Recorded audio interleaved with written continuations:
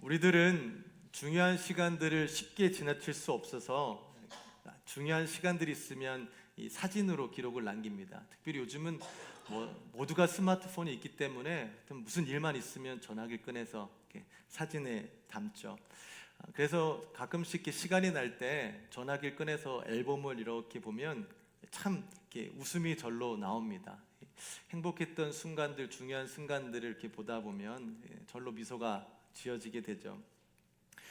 우리 교회도 많은 교회들이 그렇지만 1년에 지났던 일들을 사진으로 그때 담아서 이렇게 마지막 영상으로 보면 그 지나갔던 일들, 순간들, 행복했던 순간들을 떠올릴 수 있어서 참 이렇게 좋은 시간들을 우리가 갖게 됩니다.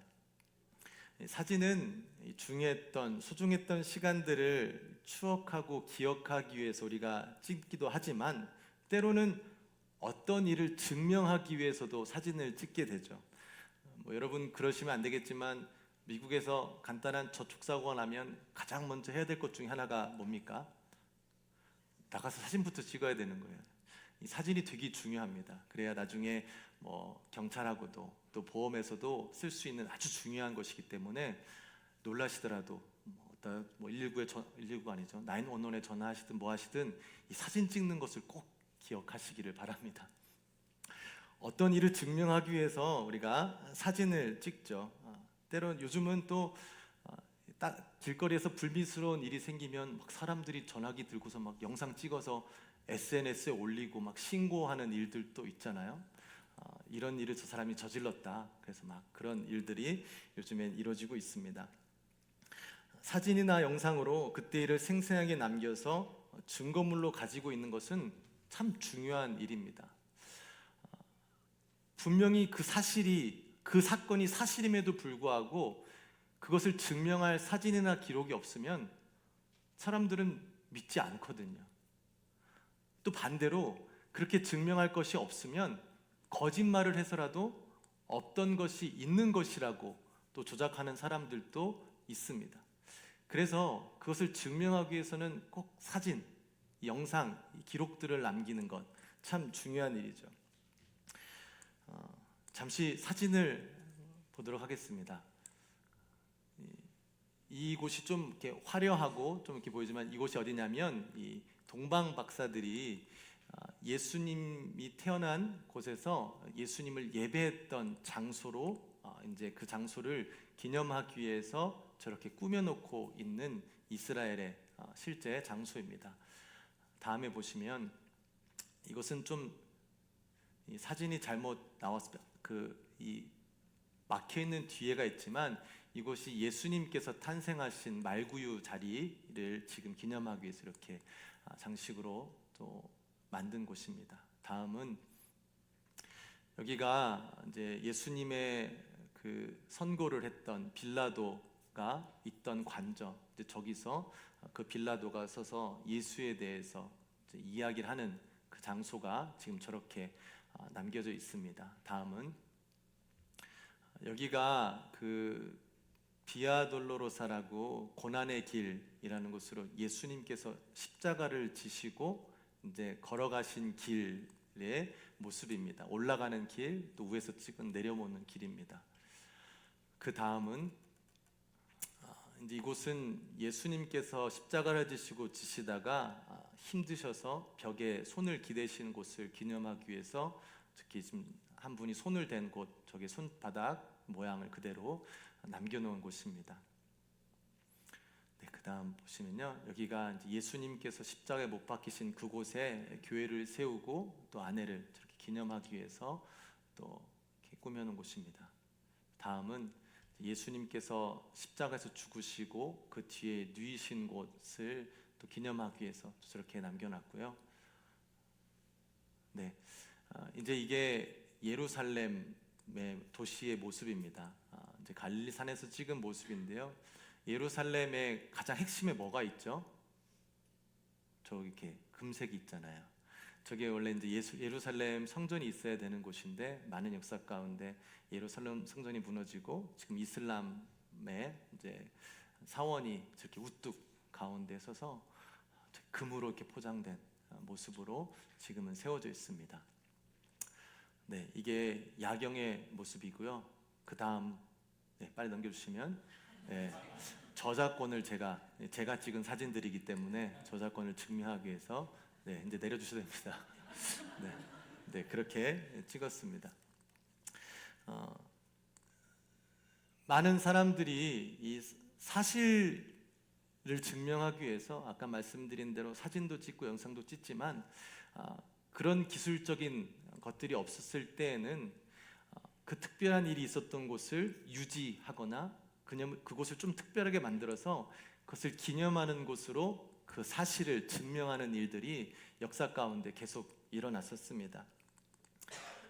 예수님께서 실제로 이 땅에 오셨고 그가 걸으셨던 그 길들을 이스라엘에서는 기념하기 위해서 그것을 해치지 않고 최대한 그것을 남기려고 이렇게 저렇게 곳곳마다 예수님의 흔적을 남겨놨습니다. 물론 역사 가운데 수많은 전쟁과 여러 가지 일들로 모든 것들을 보존할 수는 없었지만 저렇게나마 그 예수님의 존재를 기억하려고 기리려고 이스라엘 사람들이 그곳을 이렇게 잘 유지하고 있습니다. 위의 사진들은 제가 7년 전에 성지 순례를 가서 찍은 사진들인데요. 참 새롭더라고요. 오랜 시간 동안 성경을 읽으며 많이 읽었다는 것보다 이렇게 대하고 했던 말씀들이 실제였다라는, 내가 그 성경의 그 자리에 있다라는 그 느낌이 뭔가 되게 좀 이상하더라고요. 그러면서 그 예수님에 대해서 또 예수님의 제자들에 대해서 그 모든 역사 가운데 성경의 이야기들이 어우러져 있다라는 것, 그것을 사실로 그들은 알고 있고 그 사실들을 기록하고 또 보존하여서 유지하려는 그러한 실질적인 모습들을 보게 되는 것이 참 뜻깊은 시간이었습니다. 오래전 시간에는 이렇게 그 장소를 유지하는 것으로 그들이 이 중요한 것들을 기억하고 유지하였고, 또 다른 방법 중에 하나는 글로 기록하여서 그 사실을, 진리를 계속해서 유지하는 방법들이 있었습니다. 우리가 성경을 읽다 보면 이 마태, 마가, 누가, 요한, 이 사복음서라고 이야기를 하는데요. 특별히 마태, 마가, 누가는 공관복음서라고 합니다. 그래서 이 마태, 마가, 누가는 조금 더 많은 내용들이 비슷한 부분이 왔다 갔다 하지만 이 요한복음은 이 공관복음과 조금 다른 뷰로, 관점으로 예수님에 대해서 쓴 것을 우리는 볼 수 있습니다. 누가복음 중에 특별히 그 공관복음 중 하나의 누가복음은 바울의 동반자였던 누가라는 사람이 썼습니다. 누가에 대해서는 우리가 성경을 통해 알 수 있는 것은 그 시대 당시의 의사였다고 알고 있습니다. 굉장히 똑똑한 사람이었겠죠. 그리고 그는 바울과 함께 했던 동행자여서 누가가 기록한 책이 누가복음 5에 우리가 또 잘 알고 있는 사도행전을 누가가 기록하였죠. 바울 옆에서 바울이 한 사역들, 그 모든 전도 사역들을 직접 보고 하나님께서 성령님을 통해 또 바울을 통해 초대교회 역사 가운데 하신 모든 일들을 직접 목격하고 그것들을 기록한 것이 바로 사도행전입니다. 누가복음은 이 누가복음을 기록하기 맨 앞에 이렇게 기록을 하는데요. 누가복음 1장 1절에서 4절까지의 말씀입니다. 우리 중에 이루어진 사실에 대하여 처음부터 목격자와 말씀에 일꾼된 자들이 전하여 준 그대로 내력을 저술하려고 붓을 든 사람이 많은지라 라고 이 누가복음을 시작하게 됩니다. 누가복음은 현재에도 역사적 사실성과 문학적 아름다움을 겸비한 작품으로 인정을 받는 책입니다. 누가복음이 언제 기록되어 있는지는 정확히는 알 수 없습니다. 그러나 대충 한 59년에서 63년 이 성경의 내용과 역사를 비교해 보면서 한 그때쯤에 기록되었다라고 보고 있습니다. 예수님께서 십자가에 못 박혀 죽으시고 부활하신 지 장사된 지 사흘 만에 부활하시고 승천하신 뒤 약 30년이라는 시간이 지난 것이죠. 그렇다면 예수님의 제자들은 순교로 목숨을 잃고 예수님 시대 때 동시대 때 직접 예수님을 목격하고 예수님이 하신 말씀들은 들은 사람들은 점점 한 사람 한 사람씩 죽는 일들이 일어났던 시기이죠. 그래서 많은 사람들이 그 진실을, 그 진리를 기억하기 위해서 붓을 들고 직접 목격한 사람들에 의해 들은 것들을 하나하나 기록하는 일들이 있었다고 합니다. 그래서 마태, 마가, 누가, 요한 외에도 그때 당시의 역사가들을 통해 사람들을 통해 예수님에 대한 기록들이 남겨져 있는 것들을 우리는 알 수 있습니다. 누가는 사실, 이미 이루어진 사실에 대해서 처음부터 직접 목격한 증인들의 이야기를 들어서 그 이야기의 말씀을 기록한 것, 그것이 누가복음입니다. 꾸며낸 이야기도 아닌 실제로 있었던 일을 직접 본 사람들에 의해서 그것이 진리고 사실임을 증명하기 위해서 기록한 것이죠.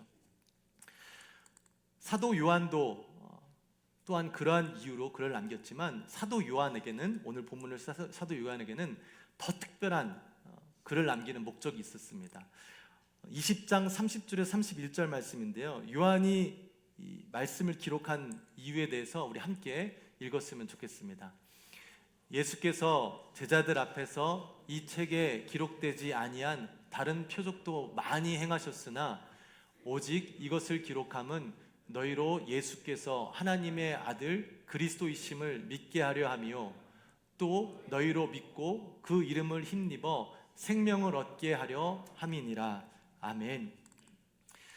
사도 요한, 특별히 예수님께서 친히 사랑한 제자였는데요, 그는 예수님께 바짝 달라붙어서 얼마나 많은 가르침을 받으며 예수님께서 하신 일들을 받겠습니까? 근데 오늘 이 말씀에 보면 그 모든 일들을 디테일하게 다 적었지 않았다고 얘기를 합니다.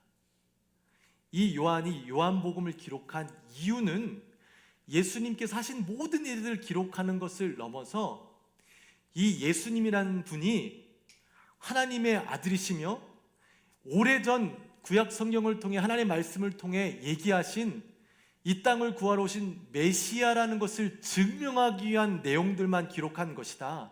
그래서 누구든 이 진리 되시는 예수님을 믿음으로 하나님께서 허락하시는 구원을 얻을 수 있는 그 정보만 적은 것이 요한복음입니다. 그래서 이 요한복음은 아까 말씀드린 대로 이 세 권의 공관복음과는 좀 다른, 공관복음에는 있었던 일들이 많이 사라지고 아주 핵심적인 것들만 기록하고 있습니다. 예수님이 하나님의 아들이심과 메시아임을 부각시키기 위해서 단순히 역사적인 기술을 남기는 것이 아니라 이분이 진짜임을 증명해서 이분이 이 땅에서 하신 것들이 너희와 상관이 있는 것임을 깨닫게 하시기 위해서 쓰신 것이 오늘 요한복음의 말씀입니다. 그 말씀을 오늘 우리가 처음 읽게 이제 19장 28절 말씀을 읽게 되는데요, 이렇게 시작을 합니다. 그 후에 예수께서 모든 일이 이루어진 줄 아시고, 이 그 후라 함은 이 바로 전에 나와 있지만 예수님께서 십자가에 못 박히시고 자신을 정말 안타깝고 애타게 쳐다보는 어머니 마리아를 이제 보며 자신이 사랑하는 제자에게 이제 마리아, 이 여인, 이분이 이제 너희 어머니다라고 하며 자신의 어머니를 사랑하는 제자에게 맡깁니다. 그 후에 예수님께서는 이제 모든 일을 마치시는데, 예수께서 그 일을 하신 다음에 본문 말씀에 모든 이미 이루어진 줄 아셨다고 합니다. 만약에 예수님이 이 땅에 살고 있던 한 선한 청년, 아무런 죄가 없는 선한 청년이었다면 십자가 처형처럼 그렇게 불합리하고 불공정한 죽음 앞에서 아무런 반응 없이 받아들인다라는 것이 어찌 보면 말이 안 되는 것이죠. 근데 예수님께서는 본인이 아무런 죄를 지지 않았음에도 불구하고, 심지어는 빌라도라는 그 심판의 권한을 가진 사람조차도 그에게 아무런 죄를 찾지 못했다라고 얘기할 정도로 그 누구도 그에게 직접적인 죄를 찾지 못했음에도 불구하고 예수님께서는 그 모든 일, 그 불합리하고 불공정한 십자가의 죽음이 당연히 본인이 겪어야 되는 것을 이미 아시고 그 죽음 가운데 반항하고 거절하기보단 그것을 받아들이시는 모습을 기록하고 있습니다. 이유를 아셨기 때문에 그렇죠. 내가 왜 십자가에 죽어야 되는지, 아무런 이유 없이, 아무런 잘못 없이 내가 왜 십자가에 죽어야 되는지 그 이유를 분명히 알았기 때문에 예수님은 그 모든 일이 이루어진 것을 아셨다라고 요한은 기록하고 있습니다. 창조주 하나님께서 온 인류를 구원하시기 위해서 당신 스스로가 세운 약속을 반드시 지켜야만 됐던 공정하신 하나님, 그 하나님께서 자신과 한 몸이었던 예수 그리스도를 이 땅에 보내신 것이죠. 자주 이야기되는 창세기 2장 17절 말씀입니다. 선악을 알게 하는 나무의 열매는 먹지 말라. 너가 그거를 먹는 날에는 반드시 죽으리라. 하나님과 인간들 가운데 세워진 그 약속, 언약, 그 언약을 지키기 위해서는 그 언약을 깨게 되면 이루어질 일들에 대해서 하나님께서는 그 일들로 절대로 이 창조물인 인간들이 그 약속을 깨지 않도록 또 다른 징벌을 약속해 주셨습니다. 그런데 인간들은 그 약속을 깨므로 하나님께서 말씀하신 그 죽음을 받을 수밖에 없는 상황에 있었죠.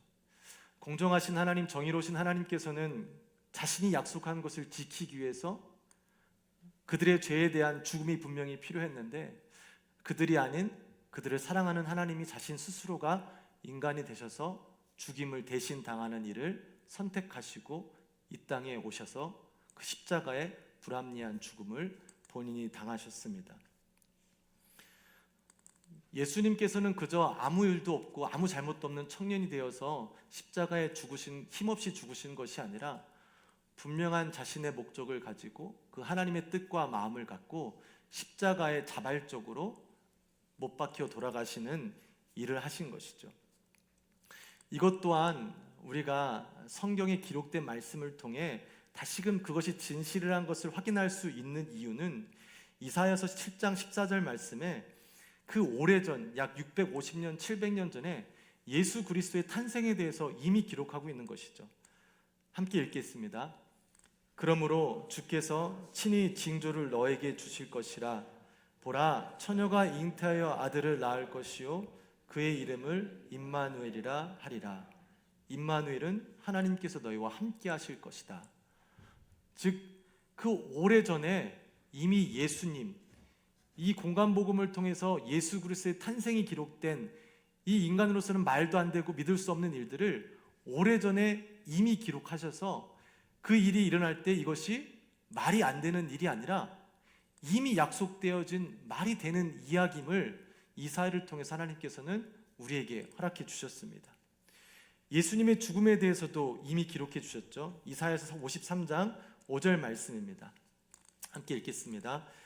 그가 찔림은 우리의 허물 때문이요 그가 상함은 우리의 죄악 때문이라. 그가 징계를 받음으로 우리는 평화를 누리고 그가 채찍에 맞음으로 우리는 나음을 받았도다. 아멘.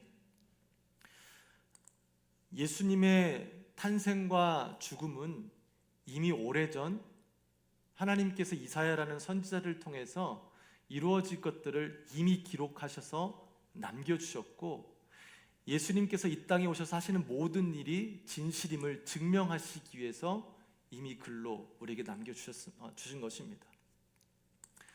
그리고 또한 예수님께서는 자신이 십자가에 못 박혀 돌아가시면서까지 그 성경이 응하게, 그 성경이 온전히 이루어지는 것을 동참하시기 위해서 죽기 마지막까지도 예수님께서는 하나님의 말씀을 순종하십니다.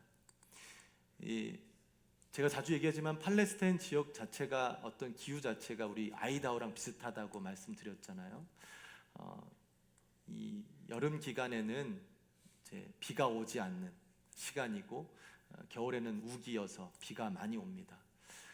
팔레스타인의 여름에는 비도 없고 햇볕이 태양볕이 강하게 비쳐서 이 광야가 생기죠. 사막이 있죠. 우리도 비슷하죠. 그래서 이 정오 시간, 예수님께서 십자가에 못 박혀 돌아가시는 그 정오 시간에 팔레스타인 지역에서 햇빛을 맞고 있는 것은 굉장히 힘든 일이죠. 멀쩡한 사람들도 서 있기가 쉽지 않은데 십자가에 못 박히셔서 모든 피를 흘리시고 탈수 현상이 느끼시는 예수님께서는 이루 말할 수 없는 그 갈증을 느끼셨을 겁니다. 그 상황 가운데 예수님은 오늘 우리가 암송했던 것처럼 내가 목마르다 라고 소리를 지릅니다. 어찌 보면 당연한 현상일 수 있습니다. 그 시간에 그런 환경 가운데 목이 마른 것은 누구나 느낄 수 있는 것이죠. 그러나 예수님께서는 그것이 단순히 자신의 탈진한 상황에서 자신의 아픔과 고통을 부르짖는 것이 아니라 그것조차도 하나님의 말씀을 또한 응하게 하시려는 것임을 우리가 또 다른 말씀을 통해서 알 수 있습니다. 시편 69편 21절 말씀을 보게 되면요, 이렇게 기록되어 있습니다. 그들이 쓸개를 나의 음식물로 주며 목마를 때에는 초를 마시게 하였사오니. 구약의 시대에 메시아가 당할 그 고통을 미리 적어놓은 것이죠. 이 예수님께서 마시신 이 포도주, 신포도주는 일반 군인들이 일을 하면서 갈증을 없애기 위해서 갖고 다니는 아주 값싼 음료수와 같은 것이었습니다. 근데 이 포도주가 예수님의 십자가 처형 가운데 두 번이 나옵니다. 첫 번째는 예수님께서 십자가를 지고 가시는 길에 이제 군인들이 쓸개탄 포도주를 주게 됩니다. 이 쓸개탄 포도주의 작용은 좀 마취 작용으로서 아픔을 조금 감소할 수 있는 또 그런 기능이 있습니다. 그런데 예수님께서는 그 포도주는 거절하시죠. 왜? 십자가의 고통을 온전히 지시기 위해서.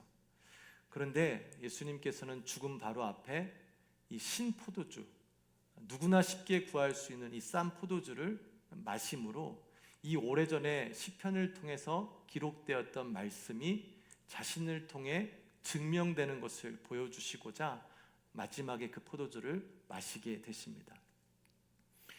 결국 예수님께서는 예수님의 삶을 통해 하나님의 말씀이 진리임을 스스로 증명하셨고, 마지막까지 그 한마디 내가 목마르다라는 것을 통해서 하나님의 살아계신 하나님과 하나님이 하신 말씀, 그리고 이 땅의 메시아로 온 예수님이 누구인지 무엇인지를 증명해 내셨습니다.